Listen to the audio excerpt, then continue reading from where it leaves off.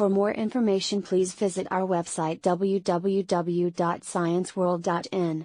You can motivate us to do more by liking, sharing our Instagram and Facebook page. Also, don't forget to subscribe to our YouTube channel and press the bell icon to get notifications of new videos.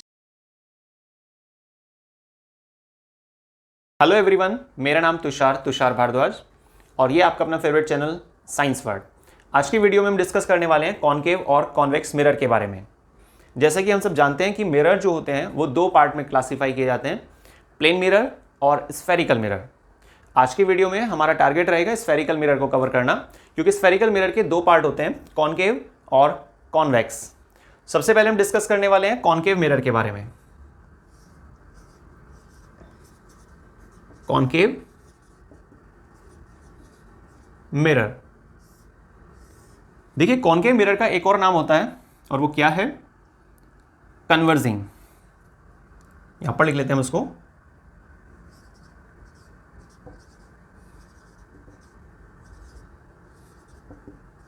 Converging mirror. ठीक है, converging mirror, जब कोई आपसे बोलता है कि converging mirror क्यों कहा जाता है या क्या मीनिंग है इसका, तो आप क्या बताएंगे कि जितनी भी लाइट रेज आती हैं कॉनकेव मिरर पर टकराती हैं, टकराने के बाद वो सारी लाइट रेज एक पर्टिकुलर पॉइंट पर, फोकस पर कंसंट्रेट हो जाती हैं, इसलिए हम इसको क्या बोलते हैं? Converging mirror. देखिए डायग्रामेटिक आप इसको कुछ इस तरीके से दिखा सकते हैं। सबसे पहले आप ये कन्वर्जिंग मिरर की शेप बनाएंगे। ये पॉलिश सरफेस है, प्रिंसिपल एक्सिस, ये पोल पॉइंट, सर्टेन डिस्टेंस पर आप फोकस पॉइंट लेंगे। इस मेजरमेंट का जस्ट डबल करने वाले हैं आप, और क्या दिखाएंगे इसको? C point, centre of curvature. अब प्रिंसिपल एक्सिस के लिए जो पैरेलल लाइंस होती हैं, ये इंसिडेंट रे हैं, टकरा रही हैं रिफ्लेक्टिंग सरफेस से, और टकराने के बाद ये फोकस से पास आउट हो जाती हैं। एरो डाल दीजिएगा, ठीक है ना। एक और लाइट रेज आप दिखा सकते हैं नीचे की तरफ से, कि भाई कोई लाइट रेज आ रही है जो पैरेलल है प्रिंसिपल एक्सिस के, टकराने के बाद फोकस से वो पास आउट हो जाती है।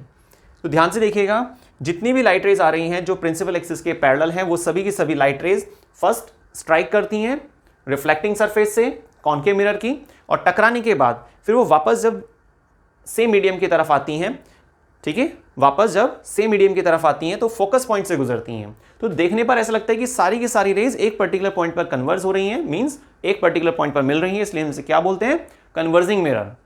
क्या बोलते हैं इसको? Converging mirror. ठीक है, जिसमें फोकल लेंथ नेगेटिव होती है, डिस्टेंस ऑफ ऑब्जेक्ट भी नेगेटिव होता है, और जो इमेज है, इमेज के लिए हम नहीं लिख सकते कि भाई वो नेगेटिव है, v नेगेटिव होता है या v पॉजिटिव है, क्योंकि वो डिपेंड करता है कंडीशन पर। ऑब्जेक्ट को आपने कहां पर प्लेस किया हुआ है उसके हिसाब से डिसाइड किया जाता है कि v हमारा कैसा आना चाहिए, पॉजिटिव आना चाहिए या नेगेटिव आना चाहिए। ठीक है, अब पॉजिटिव नेगेटिव के ही आधार पर डिसाइड किया जाता है कि इमेज वर्चुअल होगी या रियल होगी। ठीक है ना। तो यहां पर आप जो फिक्स चीजें हैं वो सिर्फ फोकल लेंथ और डिस्टेंस ऑफ ऑब्जेक्ट, इन्हीं को फिक्स कर सकते हैं कि भाई ये माइनस है या प्लस, हमें क्या लेनी चाहिए। अब चलिए स्टार्ट करते हैं rules for image formation.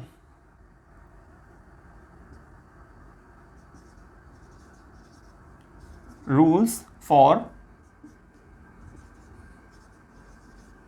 Image formation.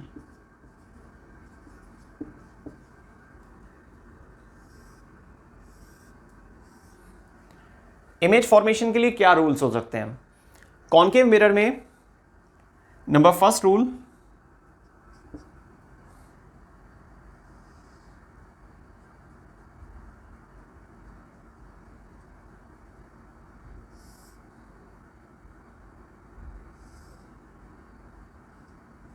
ये पोल पॉइंट प्रिंसिपल एक्सिस पर, ये फोकस पॉइंट, प्रिंसिपल एक्सिस के पैरेलल लाइन आती है और टकराने के बाद वो फोकस से पास आउट होती है। ये फर्स्ट रूल है हमारा इमेज फॉर्मेशन के लिए। सेकंड,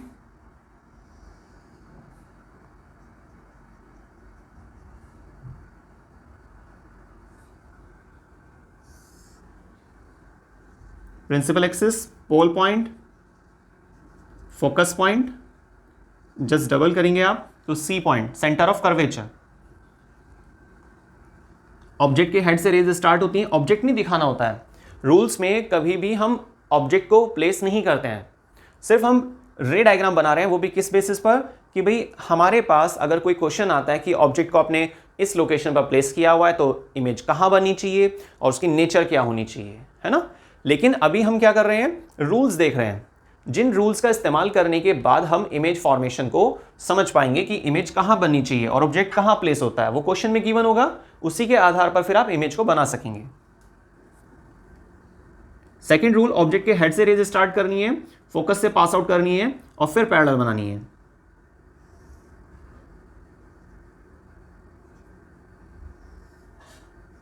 इस तरीके से फर्स्ट वाले के लिए जस्ट अपोजिट है second. Number third,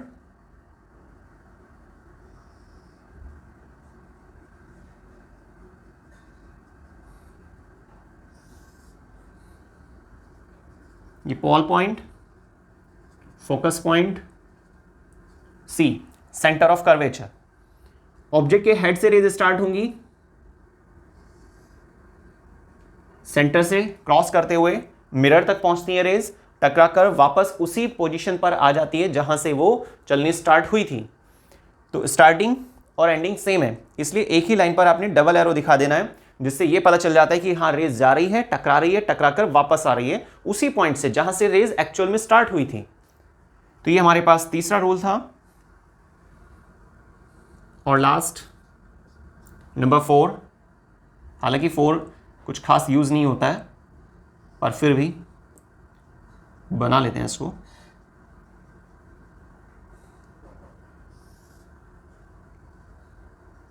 pole point, focus point, centre point.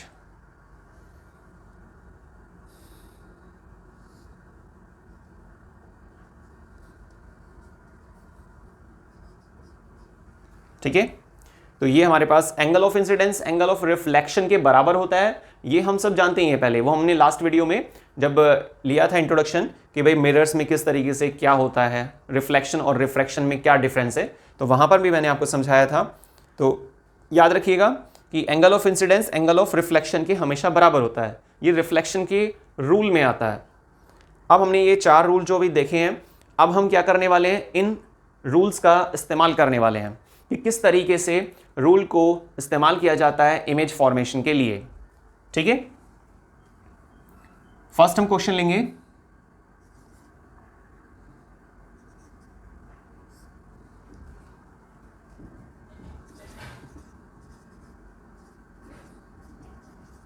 When object placed at C, जब ऑब्जेक्ट को हम कहां प्लेस कर रहे हैं, C पर, तो इमेज कैसे बनेगी,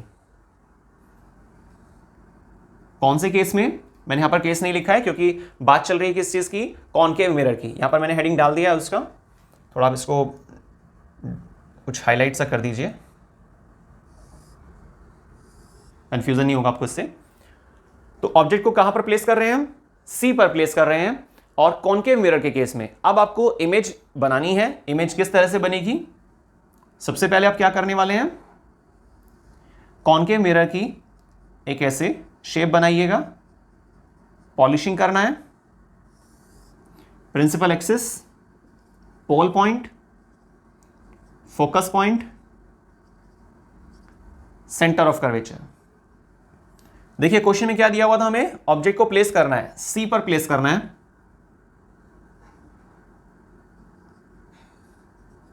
ये ऑब्जेक्ट हमारा प्लेस हो गया है। सबसे फर्स्ट नंबर पे क्या रूल लिया था हमने, पैरेलल लाइन जाती हैं, टकराती हैं, इंसिडेंट रे जो इंसिडेंट रे होगी वो पैरेलल फॉर्म में होगी प्रिंसिपल एक्सिस के लिए, और टकराने के बाद वो फोकस से पास आउट होती है। ये इंसिडेंट रे, ये reflected ray. Clear? First rule हमने अप्लाई कर दिया है। अब देखिए हम कोई सा भी रूल इस्तेमाल कर सकते हैं, लेकिन आप सोचिए ऑब्जेक्ट सी पर खड़ा हुआ है, तो क्या हम ये रूल इस्तेमाल कर सकते हैं? थर्ड वाले रूल में क्या करना है हमें? ऑब्जेक्ट का हेड, सेंटर और मिरर तीनों पॉइंट्स को एक सीक्वेंस में रखना है और एक लाइन को दिखा देना है वहां पर जो तीनों पॉइंट्स को कनेक्ट करती है। तो हम इस वाले रूल को तो अप्लाई नहीं कर पाएंगे क्योंकि ऑब्जेक्ट सी पर ही प्लेस है। लेकिन क्या सेकेंड वाला रूल देखिए जरा, ये इंसिडेंट रे, ठीक है, फोकस से पास आउट हो रही है और टकराने के बाद वो पीछे जब हटती है तो पैरेलल लाइन बनाती है।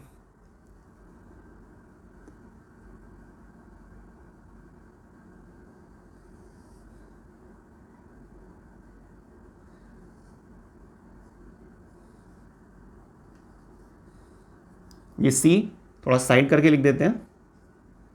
देखिए यहां पर इसका इंटरसेक्शन हो गया है, और जहां पर ये दोनों रिफ्लेक्टेड रे इंटरसेक्ट करती हैं, मिलती हैं जिस पॉइंट पर, उस पॉइंट को आपको प्रिंसिपल एक्सिस तक पहुंचाना होता है इस तरीके से। जो आप इमेज के लिए एरो बनाएंगे उसका हेड पॉइंट कहां रहेगा? इंटरसेक्शन की तरफ, और बाकी फिर आप उसे कनेक्ट करेंगे प्रिंसिपल एक्सिस तक। तो ये हमारी इमेज बन गई है, ठीक है। हमारी इमेज से मतलब वो तो जब हम अच्छे से पढ़ेंगे तब बनेगी, लेकिन फिलहाल जो हमने डायग्राम ड्रॉ किया है उसमें इमेज बन गई है, ठीक है। नेचर लिखते हैं हम इसकी। नेचर क्या हो सकती है? देखिए इमेज नीचे की तरफ बन रही है, प्रिंसिपल एक्सिस से नीचे है इमेज, मींस इन्वर्टेड है, क्योंकि दो पॉइंट होते हैं हमारे पास, इरेक्ट और इन्वर्टेड, सीधा या उल्टा। तो इमेज उल्टी बन रही है तो हम क्या लिखेंगे इसको? इन्वर्टेड।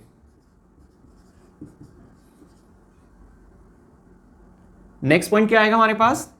ये तो सेम साइज आ रहा है इसमें, है ना।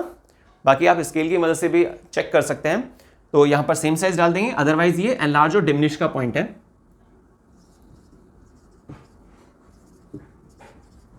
Same size.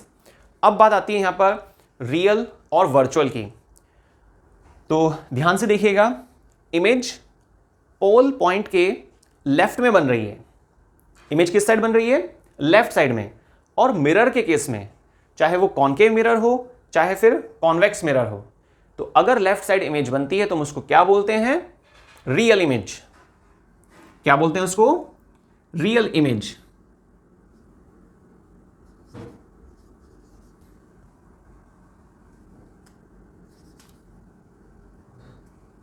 ठीक है, तो inverted, real and same size, ये हमारे पास नेचर हुई इस इमेज के लिए। और इमेज के डिस्टेंस को क्या बोलते हैं? v। इमेज के डिस्टेंस को क्या बोलेंगे हम? v। पोल पॉइंट से इमेज की जो डिस्टेंस है उसको क्या बोला जाता है? v। और पोल पॉइंट से ऑब्जेक्ट की डिस्टेंस को क्या बोला जाता है? u।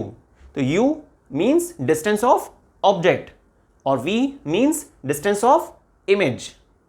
क्लियर? तो ये हमारे पास एक एग्जांपल भी हो गया है कि किस तरीके से हमें ये रूल इस्तेमाल करना होता है। एक और एग्जांपल देखते हैं।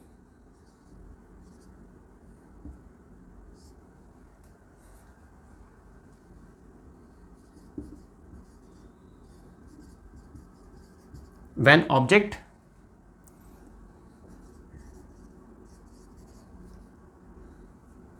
इसको थोड़ा ऊपर लिख देते हैं।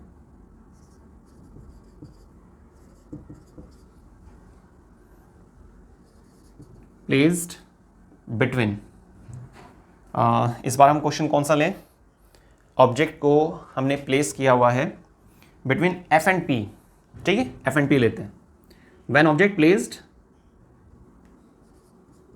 बिटवीन एफ एंड पी, अगर आपने ऑब्जेक्ट को प्लेस किया हुआ है फोकस और पोल पॉइंट के बीच में, कहां पर? फोकस और पोल पॉइंट के बीच में, तो इमेज कहां बनेगी? ठीक है, ये ट्राई करते हैं एक बार।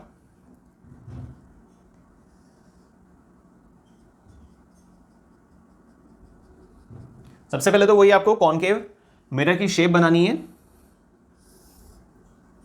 Principal axis, pole point. अब देखिए, चलिए पहले इसको कंप्लीट कर लेते हैं ना, मिक्सिंग नहीं होगी फिर। फोकस पॉइंट और ये आपका सेंटर ऑफ कर्वेचर। अब देखिए ऑब्जेक्ट के लिए क्या बोला गया है, कहां पर प्लेस है, फोकस और पोल के बीच में। तो फोकस और पोल के बीच में आप एक एरो बनाएंगे जिसको हम ऑब्जेक्ट कंसीडर करते हैं। फर्स्ट रूल, सीधी रेज जाती हैं, टकराती हैं, फोकस से गुजरती हैं।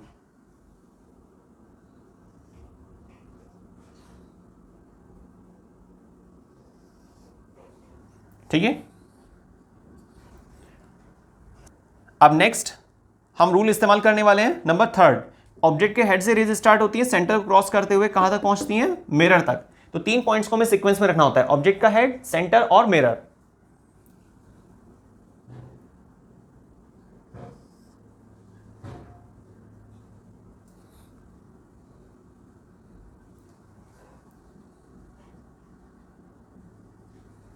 देखिए अब ये जो 2 लाइन है, इनका पीछे मिलने के कोई चांसेस नहीं है, आगे की तरफ मिल सकती हैं। तो इसलिए आप इसे क्या करने वाले हैं, डॉटेड कर देंगे आप इसको।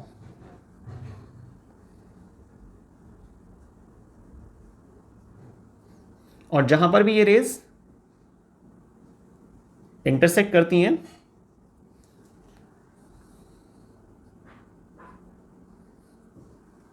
ये आपके पास एक इमेज बन जाती है। यहां पर काफी बड़ी इमेज बन रही है। ठीक है, ऑब्जेक्ट की इमेज कहां पर बन रही है, मिरर से जस्ट आगे की तरफ, है ना, दूसरी साइड बन रही है, पॉजिटिव है ना, पॉजिटिव साइड बोलेंगे हम इसको, राइट साइड में। जैसे आप इस तरीके से देख रहे हैं, तो पोल पॉइंट से आगे की तरफ मींस इमेज कहां बन रही है, राइट साइड में। नेचर देखिए जरा इसकी, नेचर क्या लिख सकते हैं हम। फर्स्ट में तो आप लिख दीजिए इरेक्ट है, ठीक है। सेकंड एनलार्ज है, और लास्ट रियल वर्चुअल में से सोचिए जरा। देखिए सीधे हाथ की तरफ इमेज अगर आती है मिरर में तो हमेशा वो वर्चुअल होती है। तो क्या पॉइंट बन जाएगा हमारा, वर्चुअल। तो इस तरीके से आप रूल्स का इस्तेमाल करके बना सकते हैं इमेज फॉर्मेशन का रे डायग्राम। ठीक है, नेचर कैसे लिखते हैं वो भी आप समझ गए होंगे। तो यहां पर ये नेचर इस टॉपिक के लिए है, 2 हमने एग्जांपल्स ले लिए हैं। अगर ऑब्जेक्ट सी पर प्लेस है तो इमेज कहां बनती है, सी पर बनती है, पर नीचे की तरफ बनती है। लेकिन अगर ऑब्जेक्ट प्लेस है एफ और पी के बीच में तो इमेज कहां बनेगी, सीधे हाथ की तरफ बनेगी, सीधी बनेगी और बड़ी बनती है। क्लियर। नेक्स्ट हम डिस्कस करने वाले हैं अभी कॉन्वेक्स मिरर के बारे में, कि कॉन्वेक्स मिरर में किस तरीके से क्या रूल होते हैं और कैसे कैसे वहां पर इमेज फॉर्मेशन हो सकता है। चलिए स्टार्ट करते हैं।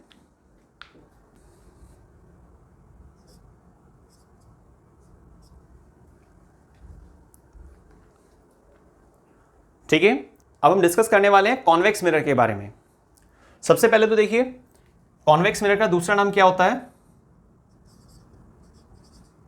Diverging mirror.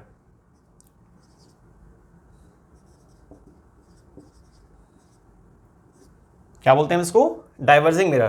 पर डाइवर्जिंग मिरर क्यों बोल रहे हैं, क्योंकि जितनी भी रेज होती हैं उन सभी आने वाली रेज को फैला देता है, इसलिए हम इसे क्या बोलते हैं, डाइवर्जिंग मिरर। ये प्रिंसिपल एक्सिस, ये पोल पॉइंट। अब देखिए सर्कल इसका इधर की साइड जा रहा है ना, तो इसलिए सेंटर भी इसका इधर की तरफ रहेगा। ये इसमें फोकस पॉइंट रहता है। ये सीधी रेज आती हैं, टकराती हैं, टकराने के बाद ये वापस ऐसे ऊपर की तरफ चली जाती हैं, लेकिन ऐसा लगता है कि वो फोकस से आ रही हैं। इंसिडेंट रे टकरा रही हैं, टकराने के बाद वापस उसी मीडियम में चली जाती हैं, लेकिन ऐसा लगता है कि फोकस से आ रही हैं। तो आप ध्यान से देखिएगा, जितनी भी रेज आ रही हैं टकरा रही हैं, टकराने के बाद वो फैल जाती हैं, इसलिए हम इसे क्या बोलते हैं, डाइवर्जिंग मिरर। डाइवर्स कर रहा है ऐसे, ठीक है ना। जैसे आपने देखा होगा कहीं पर लिखा हुआ डाइवर्जन मींस एक रास्ता जो आगे चलकर 2 हिस्सों में बट रहा है, ठीक है ना। तो कहीं पर भी साइंस में क्या होता है ना, मीनिंग सेम रहता है, आप उसके अकॉर्डिंग ही सोचिएगा। डाइवर्जिंग ऐसा मिरर जो फैला रहा है चीज़ों को, ठीक है ना, जितनी भी रेज आ रही हैं। अब नेक्स्ट रूल्स इमेज फॉर्मेशन के लिए क्या क्या हो सकते हैं, यहां पर 2 ही रूल हैं। और देखिए एक और खास बात, कॉन्वेक्स मिरर में कुछ केसेस भी नहीं है, सिर्फ 2 ही केस बनते हैं कि ऑब्जेक्ट या तो पास खड़ा होगा या फिर ऑब्जेक्ट काफी डिस्टेंस पर खड़ा होता है। ऑब्जेक्ट काफी नजदीक होगा कॉन्वेक्स मिरर के या फिर काफी दूरी पर होता है। सिर्फ 2 स्थिति हैं और कोई कंडीशन नहीं है। कॉन्केव मिरर में तो क्या होता है ना कि ऑब्जेक्ट सी पर खड़ा हुआ है, ऑब्जेक्ट एफ पर खड़ा हुआ है, ऑब्जेक्ट सी से भी बियॉन्ड में है, या फिर आप कह सकते हैं कि ऑब्जेक्ट सी और एफ के बीच में है, या फिर आप बोल सकते हैं एफ और पी के बीच में खड़ा हुआ है। बहुत सारे केसेस हैं, लेकिन यहां पर ऐसा नहीं है, इसलिए यहां पर नेचर भी फिक्स होती है। पर फिक्स वाली चीज अभी नहीं, वो लास्ट में देखेंगे। अदरवाइज क्या है ना, आप चीजें समझेंगे नहीं, ठीक है, क्योंकि जब हमें पता चल जाता है कि भाई इस क्वेश्चन का आंसर तो यहाँ नहीं आना है, तो फिर समझने वाले ट्रैक पर हमारा फोकस कम रहता है, क्योंकि भाई पता चल जाता है कि हाँ भाई यही आंसर लिखना है, नेचर फिक्स होती है, तो चलो इसी को रट लेते हैं, क्या फायदा, ठीक है। पर पहले समझ लेते हैं, बाद में वो नेचर फिक्स क्या होती है उसको देखेंगे। देखिए रूल्स क्या होते हैं यहां पर। First rule, convex mirror, principal axis, pole point, focus point, और जस्ट डबल करेंगे आप C, centre of curvature. First rule क्या होता है, सीधी रेज आती हैं, इंसिडेंट रे टकराती हैं, टकराकर वापस चली जाती हैं, लेकिन ऐसा लगता है कि भाई वो फोकस से आ रही है, ठीक है। Second, convex mirror, centre point, focus point, pole point, object के हेड से रेज स्टार्ट होती हैं और टकराकर वापस चली जाती हैं जिस पॉइंट से वो एक्चुअल में स्टार्ट हुई थी, लेकिन ऐसा लगता है कि भाई ये कहां से आ रही हैं, सेंटर पॉइंट से आ रही हैं, ठीक है। ध्यान रखिएगा, फर्स्ट वाले में फोकस और सेकंड वाले में सेंटर, सिंपल। अब देखिए केसेस क्या हो सकते हैं। फर्स्ट क्वेश्चन, जब ऑब्जेक्ट प्लेस्ड होता है काफी नियर बाय, दोनों केसेस को ना एक साथ बनाते हैं, थोड़ा कंपैरिजन हो जाएगा और पता भी चलेगा कि भाई दोनों में डिफरेंस क्या आ रहा है इमेज को लेकर।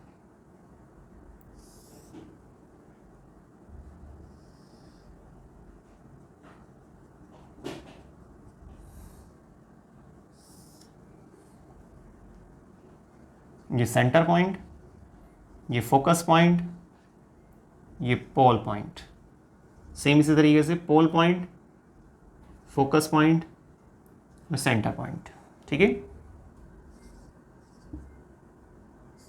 सेकंड, देखिए दोनों सेम है और मैंने कोशिश की है कि ये सीक्वेंस में ही रहें, एक सीध में रहें मिरर्स, ताकि हमें कंपैरिजन हो सके कि भाई हाँ कहाँ पर कैसे क्या डिफरेंस आ रहा है इमेज को लेकर। फर्स्ट वाले में हम क्या करने वाले हैं, ऑब्जेक्ट को पास खड़ा करते हैं। सेकंड वाले में ऑब्जेक्ट को थोड़ा डिस्टेंस पर खड़ा कर देते हैं।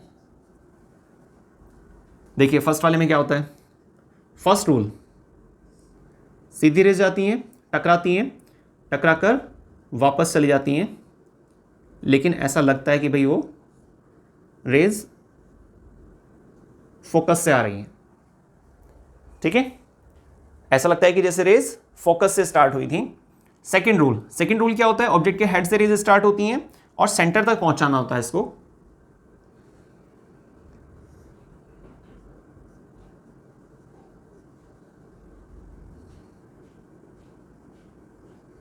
ये देखिए इंटरसेक्शन पर काफी छोटी इमेज बन रही है ना। सेकंड क्वेश्चन में देखते हैं एक बार, पहले आप फर्स्ट रूल लगाएंगे, देन सेकंड,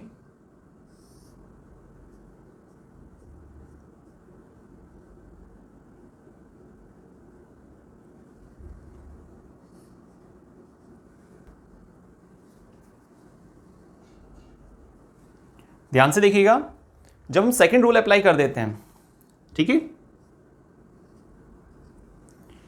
तो जितना दूरी पर ऑब्जेक्ट होता है छोटी इमेज बनती है, जैसे जैसे वो पास आता है इमेज बड़ी हो जाती है, थोड़ा और नजदीक आएगा तो इमेज और बड़ी हो जाएगी, मिरर के नजदीक बनने लगती है। लेकिन ऑब्जेक्ट के साइज की तुलना में इमेज का साइज छोटा ही रहता है, ठीक है।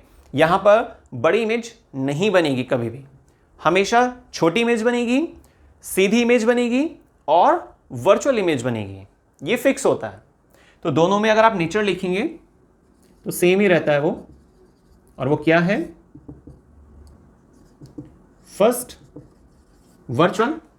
ये सीक्वेंस है, कोई मतलब नहीं है, यहाँ पर आप पहले रियल वर्चुअल में से लिख सकते हैं, या फिर आप पहले लिख दीजिए इरेक्ट और इन्वर्टेड में से। और 3 पॉइंट्स आपको कवर करने होते हैं, वर्चुअल, डिमिनिश और लास्ट इरेक्ट, ठीक है। तो ये आपने 3 पॉइंट्स कवर करने हैं।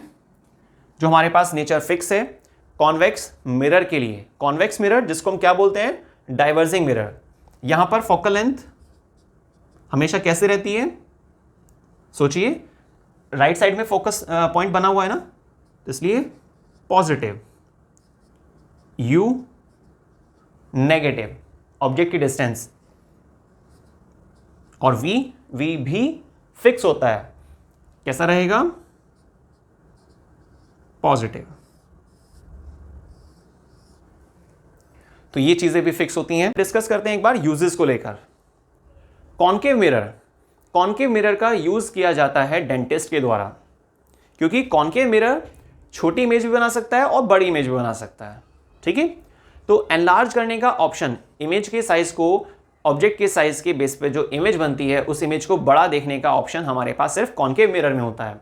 इसलिए डेंटिस्ट के जरिए जो ओरल कैविटी का छोटा सा चैम्बर होता है, उसमें जो भी माइनर सा फॉल्ट है, हमें उसको क्लियर ऑब्जर्व करना होता है, उसी के बाद हम ट्रीटमेंट शुरू कर सकते हैं। इसीलिए तो कॉन्केव मिरर का फर्स्ट यूज क्या हुआ, डेंटिस्ट के द्वारा, क्लियर। कॉन्केव मिरर का सेकंड यूज क्या होता है, स्ट्रीट लाइट में। स्ट्रीट लाइट में कॉन्केव मिरर का इस्तेमाल किया जाता है। नंबर 3, कॉन्केव मिरर का यूज किया जाता है सोलर कुकर में। सोलर कुकर आपने सुना हुआ है। सोलर कुकर एक ऐसा डिवाइस होता है, एक ऐसा सेटअप होता है जिसमें सोलर रेडिएशन की नंबर ऑफ रेज को ट्रैप किया जाता है, पॉइंट आउट किया जाता है एक पर्टिकुलर पॉइंट पर, ठीक है। जहां पर आपने कोई भी कंटेनर वगैरह रखा हुआ है जिसमें आप पानी गर्म करना चाहते हैं, जो भी इस तरह की एक्टिविटी, तो आपने रेज को कन्वर्ट कर दिया एक पॉइंट पर, ठीक है। तो वहां पर कौन सा मिरर लगा होता है, कॉन्केव मिरर, जो रेज को कन्वर्ट करेगा, एक पॉइंट पर फोकस कराएगा। तो अभी हमने 3 यूजेस सुने कॉन्केव मिरर के, बाकी एक 4th नंबर पे भी आप ले सकते हैं शेविंग मिरर के तौर पर, ठीक है। शेविंग मिरर में भी क्या होता है कि आपको चीज़ें थोड़ा जूम करके देखनी होती है, थोड़ा बड़ी करके देखनी होती है। अच्छा, इसमें हम ऑब्जेक्ट की इमेज को बड़ा कैसे कर लेते हैं, वो डिपेंड करता है ऑब्जेक्ट के साइज को आप कितना दूरी पर ले रहे हैं, ठीक है। तो ऑब्जेक्ट की डिस्टेंस, जिसको हम क्या कंसिडर करते थे, यू, तो यू हमने कितना लिया हुआ है उसके आधार पर चीज़ें बड़ी छोटी होती हैं, सीधी उल्टी हो सकती हैं कॉन्केव मिरर के केस में, क्लियर हुआ। लेकिन अब हमारे पास बात आती है कॉन्वेक्स मिरर की, कॉन्वेक्स मिरर के यूज में। अच्छा, आपने देखा होगा कि जैसे एम्बुलेंस उल्टा लिखा रहता है ना, तो अब ये जो एम्बुलेंस उल्टा लिखा हुआ है, ठीक है, चलिए, मिरर में जब हम किसी चीज को देखते हैं तो वहां पे लेटरल इन्वर्जन होता है, लेफ्ट टू राइट और राइट टू लेफ्ट शिफ्टिंग होती है, फ्लिपिंग हो जाती है। तो वो बात सही है कि वो तो चलिए एक मिरर का आपने फंक्शन ले लिया, मिरर की एक एप्लीकेशन कंसिडर कर ली। लेकिन जो व्हीकल्स होते हैं, व्हीकल में जो साइड व्यू मिरर है, ठीक है, व्हीकल में जो साइड व्यू मिरर लगा होता है, बाइक में, स्कूटी में, कार में, ट्रक में, सब जगह पर जितने भी व्हीकल्स होते हैं, तो वो क्या होता है, कॉन्वेक्स मिरर होता है। क्योंकि कॉन्वेक्स मिरर की सबसे पहली क्वालिटी कि वो इमेज को कभी भी उल्टा नहीं करेगा, इन्वर्टेड फॉर्म में नहीं दिखाएगा, हमेशा कैसा दिखाता है, इरेक्ट फॉर्म में दिखाता है, सीधा दिखाता है इमेज को।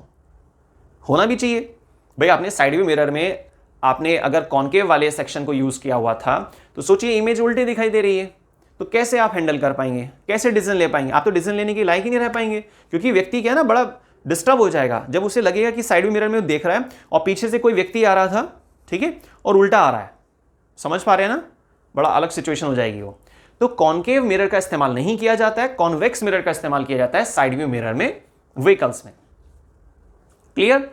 बाकी जो हमारे पास कॉन्वेक्स मिरर है, इसको आप हमेशा इरेक्ट फॉर्म में ही देख पा रहे हैं इमेज को, और एनलार्ज्ड इमेज बनती है हमेशा, ये चीज़ भी आपको ध्यान रखनी है। इसको आप रिफ्लेक्टर के तौर पर भी इस्तेमाल करते हैं स्ट्रीट लैंप में, जब हमें ज़्यादा एरिया कवर करना होता है, ज़्यादा से ज़्यादा रोशनी को फैलाना होता है। तो क्योंकि इसका दूसरा नाम क्या था, डाइवर्जिंग मिरर, क्योंकि रेज को फैला देता है, ठीक है। तो क्लियर हुआ हमने कॉनकेव कॉन्वेक्स मिरर में रे डायग्राम किस तरीके से बनाए जाते हैं, रूल्स क्या होते हैं इमेज फॉर्मेशन के लिए, और इनका दूसरा नाम क्या है, और साथ में यूजेस। ये टॉपिक्स हमने आज कवर किए हैं। तो थैंक्स बच्चों, वीडियो को आपने स्टार्टिंग से लास्ट तक देखा, और प्लीज़ अगर आपने सब्सक्राइब नहीं किया है तो आप सब्सक्राइब कीजिए, बेल आइकन को प्रेस कीजिए, ताकि हमारी जो लेटेस्ट वीडियो आती हैं वो टाइमिंग के हिसाब से आपके पास अपडेट हो सकें और आपकी नॉलेज की सीक्वेंस में कोई गैप ना आए। धन्यवाद।